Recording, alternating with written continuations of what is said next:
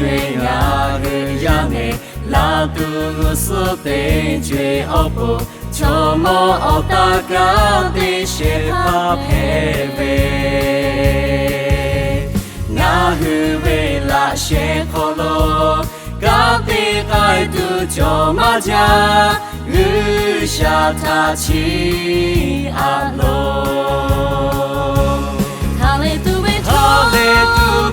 về baby lo we có tu cha về mi gư shanti ma ta về ba về mi gư kai về ma cho cha lo ta về ya có ya ma kha bai ko chi ke we chi kai kho tho ko nga ga de okay we all go ya le tu shi pe ni ma lu do ha tu yo lu su ve ya o tha ni mo pe ve me shi o nga hu ge cho pi ya ni ve ya ne o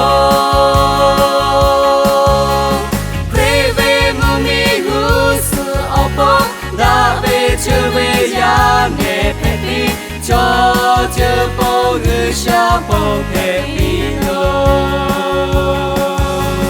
tê chế bao là khế tê chế bao cái á tu ở cứ bờ nhà nghe yo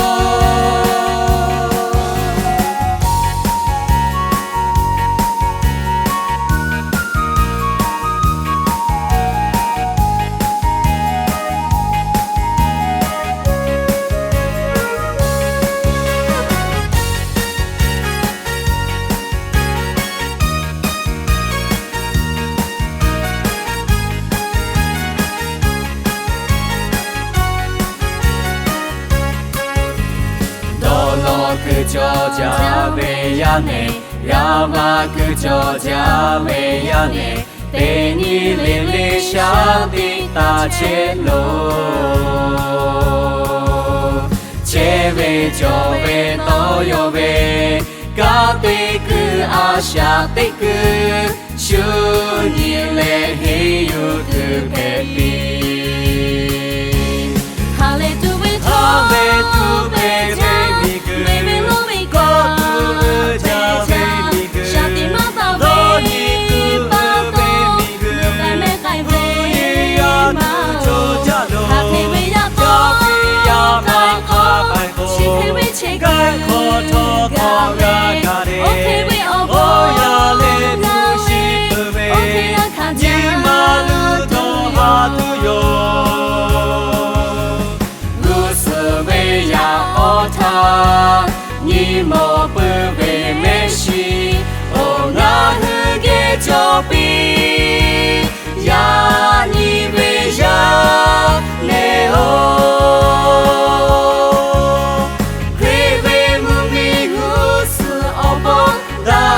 chưa về ya nghe phép đi cho chưa bao người xa bao phép đi lô tê chế bao là khế tê chế bao cái á tu ở cứ bờ ya nghe yo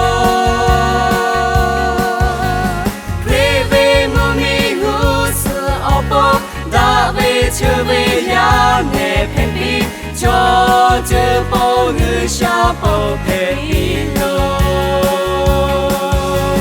tê chế